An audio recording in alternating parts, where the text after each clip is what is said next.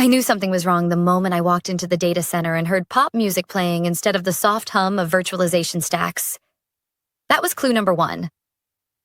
Clue number 2? The laminated sign taped to the firewall rack that said, "New era loading," in bubble letters. I'd spent 8 years keeping 18 data centers online, through ransomware storms, fiber cuts, overheating events, and one extremely memorable coffee spill disaster. And now the server room looked like someone tried to stage a YouTube thumbnail inside it. My name is Jessica Hale. I'm 39. Divorced, no kids, 2 cats. And I smoke 1 cinnamon cigar a year, only after surviving Q4 failover drills. I don't do inspirational posters. I don't do group hugs. And I definitely don't do bubble letters in critical infrastructure areas.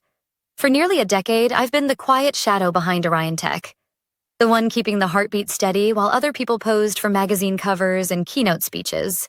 And for 8 years, no one, not the board, not the users, not even the CEO, knew that if I ever walked away, this company would stop breathing. But I wasn't thinking about any of that yet. Not fully. I was staring at the sign when a voice floated in from behind me. "Cool, right?" I turned, and there she was.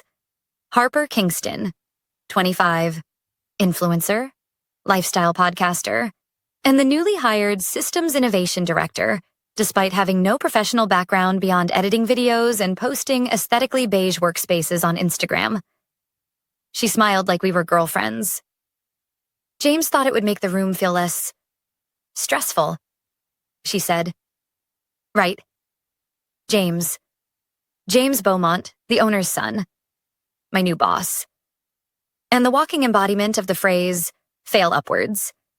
He'd been back exactly 7 weeks, and in those 7 weeks, he managed to rename our core architecture to Project Phoenix, replace the internal documentation wiki with slides full of emojis, and apparently hire his girlfriend into a role that previously required 10 years minimum experience and full infrastructure clearance.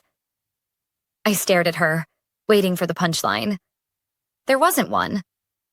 Instead, she tucked her hair behind her ear and whispered like we were talking about horoscopes, not security. "I'll be honest, I don't understand half of what's happening in here, but James said you're going to teach me everything." My jaw locked. Teach her? Teach her how to prevent a cascading failure event? Teach her how to negotiate emergency vendor licensing at 3 a.m.? Teach her how to decrypt logs mid-outage while the CEO hyperventilates over your shoulder? No, absolutely not. Before I could speak, my phone buzzed. A Teams message popped up on the lock screen. "James, need you in my office. Now." That smiley face wasn't friendliness, it was a warning shot disguised as politeness. I didn't rush. I finished my server checks, not because he asked, but because I knew whoever touched those racks next wouldn't know the difference between a heat warning and a system meltdown. When I finally walked into his office, James was already leaning back in his leather chair. Smug, relaxed, rehearsed. Harper followed behind me like a proud pet owner showing off a trick. He didn't acknowledge me at first, just scrolled lazily on his phone. Then, "So Jess," he said, stretching the nickname like gum. "We've been doing some restructuring. Directional shift, new energy." That word again. Energy. It was uncanny how people with the least competence loved talking about energy like it could replace skill. He continued, "You've been here a long time, and honestly, I never understood why my father thought you were valuable."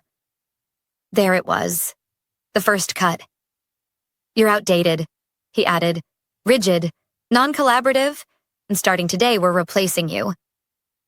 He gestured casually toward Harper. "With someone who aligns with the future." Harper waved. I didn't speak. I didn't blink. Then he exhaled sharply, satisfied with himself. "Effective immediately," he said, voice like cold metal. "You're done here." For a moment, one quiet, razor-edged moment, the world stopped. Then I slid my laptop from my bag, placed it gently on his polished desk, and met his eyes. "You have exactly 20 minutes before everything goes dark," I said calmly. "Tell your father I said good luck." Harper's face twitched. Confusion, then unease. James scoffed. You're bluffing. I smiled, not wide, not dramatic, just enough to let him know I wasn't. No, James, I murmured. I'm warning you. I turned and walked out. No shouting, no tears, no panic. Just the sound of my boots on the marble floor, steady and absolute. By the time I reached the lobby, my phone was already lighting up. Admin failure warning, license sync error, access denial triggered. And then the last message. James, what did you do? Answer me. Now.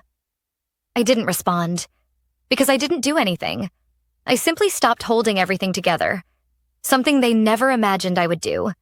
Something they never believed I was capable of. Something they were about to learn the hard way. By the time I reached the parking lot, my hands weren't shaking. Not from fear, not from adrenaline, but from something colder. Recognition. For 8 years, Orion Tech treated me like infrastructure. Necessary, quiet, and replaceable only in theory. And now they were about to learn the difference between routine and reliance. The difference between background noise and a lifeline. I opened my car door, slid into the driver's seat, and waited. Not because I was hesitating, but because I knew the dominoes had just begun to fall. Right on cue, my phone buzzed. First notification. Critical alert.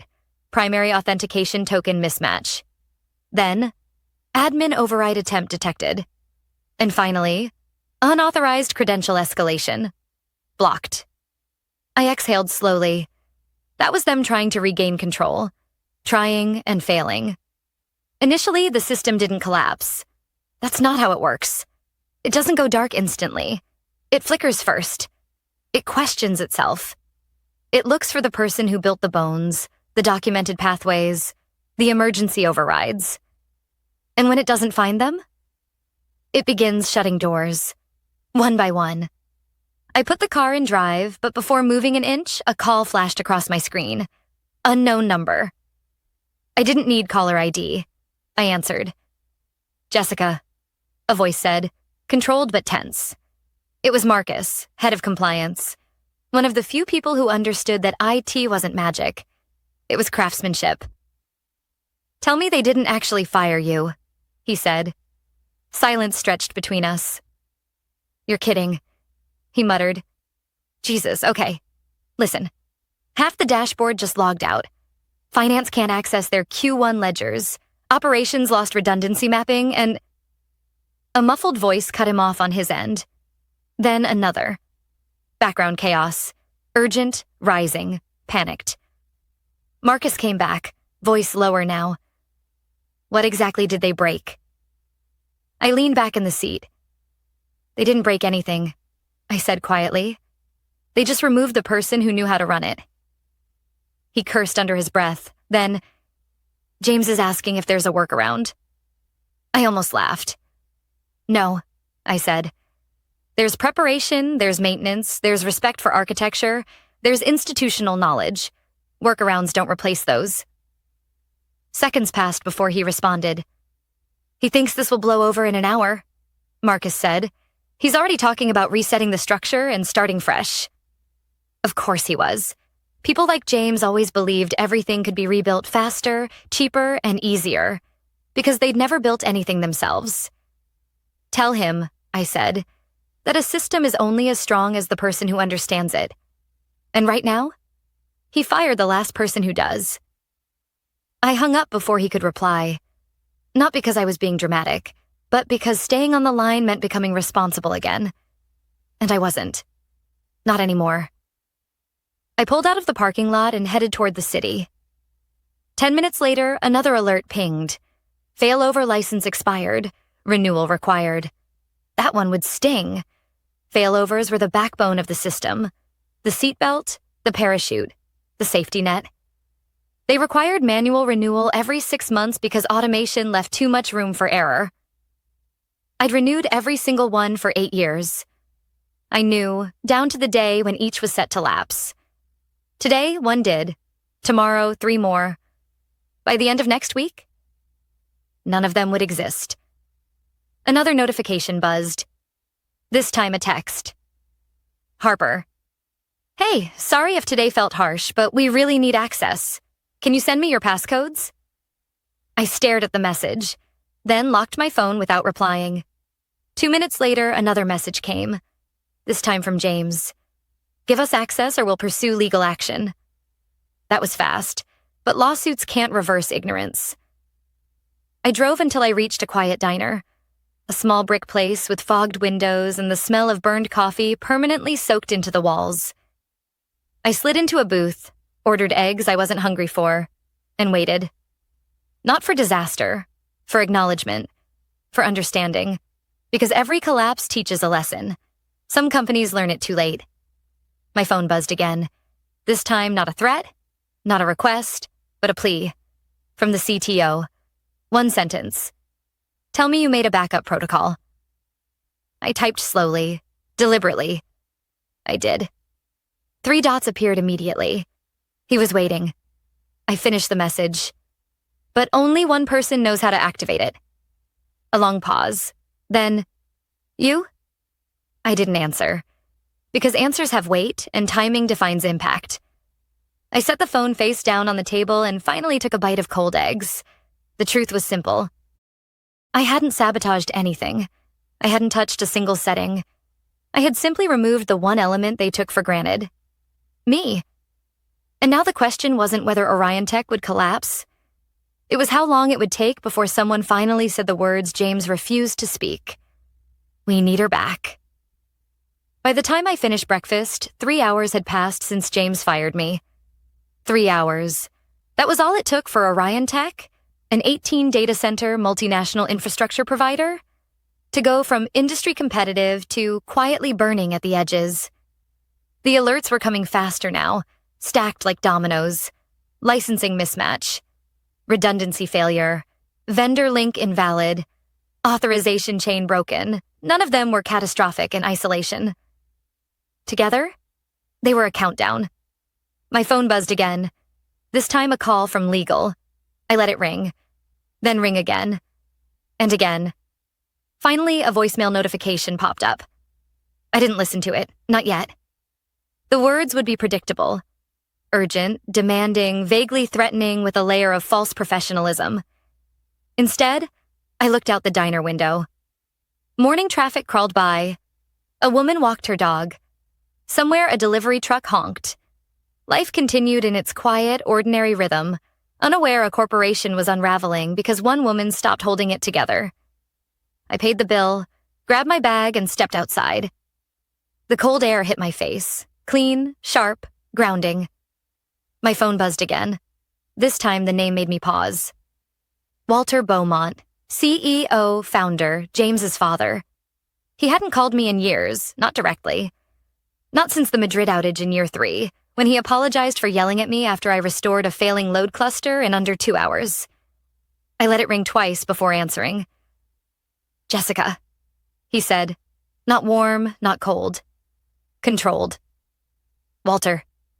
Is it true? He asked. You're no longer with us? His use of words, not fired, not released, told me everything. He didn't approve. They made that decision, I said. Not me. A beat of silence. Then, I'm being told we've lost access to parts of the core system. That's correct. And that our license renewals aren't syncing. Also correct. And that the infrastructure is... He hesitated, searching for the right term. Unstable. I nodded, even though he couldn't see it. That's what happens, I said slowly, when you remove the person maintaining stability. He exhaled, long and heavy. This isn't how we operate, he muttered. Decisions aren't made like this, at least not without review. There it was, a crack, not in the system, in leadership. You trusted James, I said gently, not accusing, stating a fact. I trusted my son, he corrected. Another silence, not empty but full of realization, full of consequence. Can you come back? He finally asked. There it was. The sentence the system had been waiting for. But it wasn't enough. Not yet. Walter, I said carefully, did anyone show you the operational documentation before they fired me? No. Did anyone check the renewal calendar? No. Did anyone confirm Harper's qualifications? His laugh was bitter. She once called HDMI Wi-Fi on a wire. I blinked. Hard. Then you already know the answer, I said. I need you to come back, he repeated. But this time there was weight behind it. Not command. Respect. Before I could respond, another alert flashed across my screen. Critical failure. Node 4. Midwest. Failover attempt unsuccessful. That one was serious. Node 4 handled 3 enterprise clients. Government adjacent. Losing it wasn't just bad. It was reportable. Walter heard my silence. What happened? He asked. Your son tried to restart a live cluster, I said flatly. A sharp curse slipped out on his end. Not anger at me, but at the reality. I finally spoke the truth, the one no one wanted to say aloud. Walter, I said quietly, you don't have a system problem. You have a leadership problem. A long pause. Then, soft, almost reluctant. You're right. For a moment, neither of us spoke. Then he said the one thing I never expected. Not from him. I made a mistake. It was an apology, but it was accountability. And accountability is the first step in rebuilding anything. Systems, trust, people. Jessica, he continued, I want you in the boardroom tomorrow morning, 9 a.m. sharp. He wasn't asking. He was reinstating. But I didn't answer immediately. Because the part of me that was still human, still damaged, needed to breathe. You should know, I finally said. The system will continue to unravel until someone with knowledge intervenes. How long? He asked. 20 minutes ago, I would have said 6 hours. Now? 4, I answered. He inhaled sharply, then steady. Then I'll see you in 3. He hung up. No threats, no condescension, just resolve. I put the phone down, started the car, and pulled back onto the road. The damage wasn't finished. Neither was I. The next morning, I stood in front of the glass doors of Orion Tech headquarters. Same building, same security scanners, same cold steel letters bolted across the entrance. But everything felt different. Last time I walked out of these doors, I left as someone dismissed, someone labeled obsolete. Now I was walking back as the one person they couldn't function without. Marcus was waiting just inside the lobby. His posture said everything, wired with stress, running on adrenaline and caffeine fumes. You're here, he said. Not relief, not excitement. Recognition of inevitability. I nodded. How bad? He blew out a breath. 3 data centers offline. The European cluster is stuck in a recursive failover loop, and Harper tried to reboot the vendor interface by unplugging a rack switch. I stopped walking. She unplugged a live switch? He pinched the bridge of his nose. To quote her, energy can't flow if it's plugged into old systems. I stared at him. No words came. Because sometimes silence is the only response that respects how absurd reality has become. We walked toward the executive elevators. As we passed open work areas, the atmosphere shifted around us. Hushed, tense, heads turning, screens flickering with warning banners. One engineer mouthed thank God when he saw me. Another just raised his coffee like a salute. Nobody smiled. Nobody joked. This wasn't office gossip anymore. This was survival. When the elevator doors opened onto the executive floor, the first voice I heard was panicked and unmistakable. I don't understand why it won't reset. It worked yesterday. James. He was pacing outside the boardroom, hair disheveled, tie loose, looking nothing like the polished confidence he wore when he fired me. Harper stood beside him, clutching an iced latte like it was a life raft. Her mascara was smudged. Her confidence, gone. The moment they saw me, both froze. James spoke first. What are you doing here? He demanded, though the shake in his voice softened the edge. I didn't respond. I didn't need to. Walter's voice echoed from inside the boardroom. Let her in. James looked like a child being told to sit down after breaking something expensive. Harper avoided eye contact. I stepped past them and entered the boardroom. Inside, the full senior leadership team sat around the massive oak table. Laptops open, papers scattered, screens displaying warning logs in red text. Walter stood at the head of the table.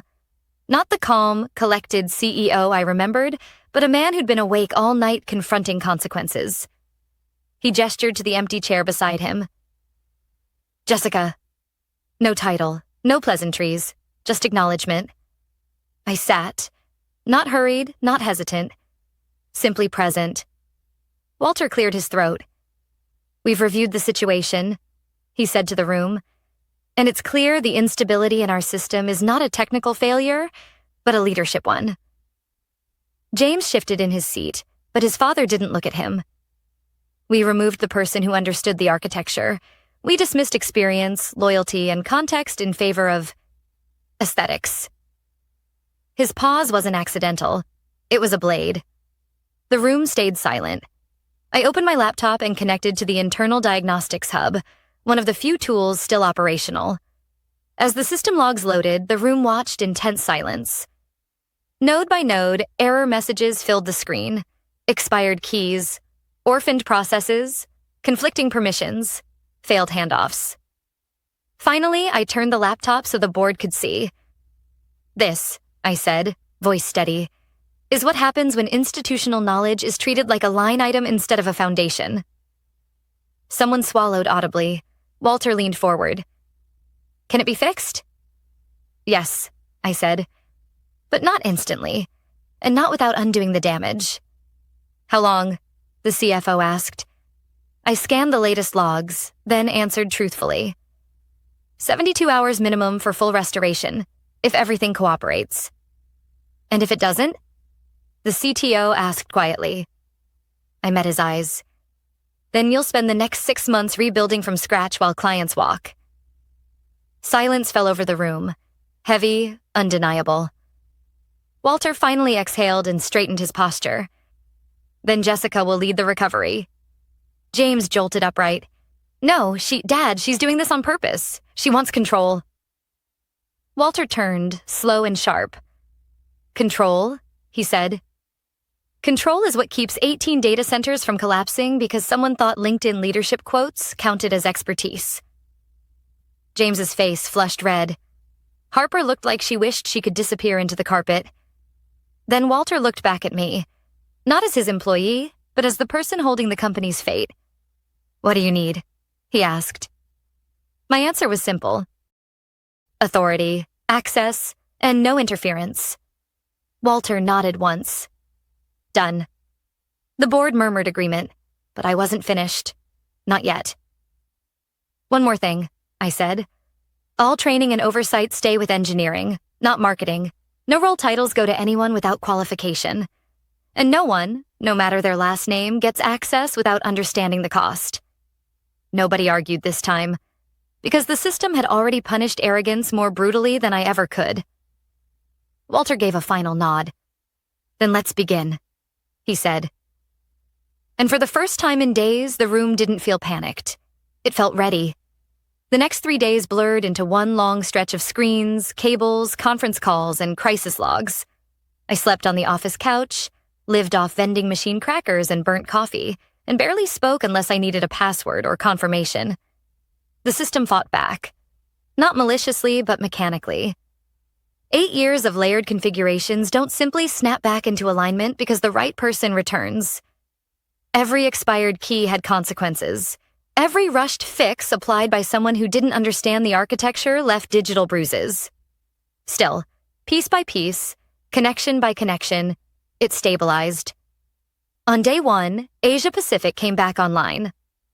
On day 2, the European failover loop broke and resynced. On day 3, the last North American node, the one Harper had unplugged, finally stopped throwing recursive authentication errors. At 2:17 a.m. on the third night, the master dashboard turned green across all regions. Not blinking, not flickering, stable. I stared at the screen for a long time, letting the quiet settle. The kind of quiet only someone who's fought technical chaos can understand. Not silence exactly, but absence of emergency. relief with edges. A soft knock sounded behind me. Walter. He walked in slowly, like he wasn't sure I'd still be there. You did it, he said quietly. I didn't turn immediately. My eyes stayed on the screen. We did it, I corrected. The engineers followed every instruction. They pulled double shifts. They earned this. He nodded, accepting that. After a moment, he spoke again, not as a CEO, but as a father. I made the mistake of assuming loyalty and skill were permanent and guaranteed, that they didn't require recognition or protection. His jaw tightened. I let my son make decisions he was never prepared to make. I looked at him then. Really looked. He wasn't angry. He was ashamed. Most people never admit that. That mistake nearly cost the company, I said. And cost you, he added quietly. I didn't deny it. Because being cast aside after giving years of your life isn't just professional. It's personal. He reached into his jacket and set a folder on the table. Inside was a new contract. When I opened it, 2 details stood out. Title, Chief Systems Architect. Autonomy, Independent Operational Authority. Equity, not symbolic, meaningful. And then, non-negotiable requirement. No personnel changes affecting infrastructure roles without your written approval. It wasn't about power. It was about prevention. One condition, he said. I raised an eyebrow. You don't leave again without giving me warning. For the first time since this began, something softened in my chest. I didn't leave, I replied. I was pushed. He nodded once, slowly. Not anymore. Silence again, but a different kind. Not tense, not uncertain, just settled. Before I could answer, the boardroom door opened and James stepped in. He looked different, not polished, not smug, small. Dad said I needed to speak to you, he muttered. Walter didn't move. He stood beside me, hands clasped behind his back. James swallowed. I didn't understand what you did here, he said. I thought if something ran, it meant anyone could run it. He wasn't wrong. That's what entitlement sounds like before reality corrects it. I'm sorry, he continued. Not loud, not defensive, defeated. You were never useless. I just didn't see you. That, at least, was honest. I closed the contract folder and stood. Systems don't fail because someone inexperienced makes a mistake, I said. They fail because no one listens to the people who know better. James nodded, eyes fixed on the floor. I'll learn, he murmured. Good, I replied, but not from me. His head lifted, confusion in his expression. I wasn't angry.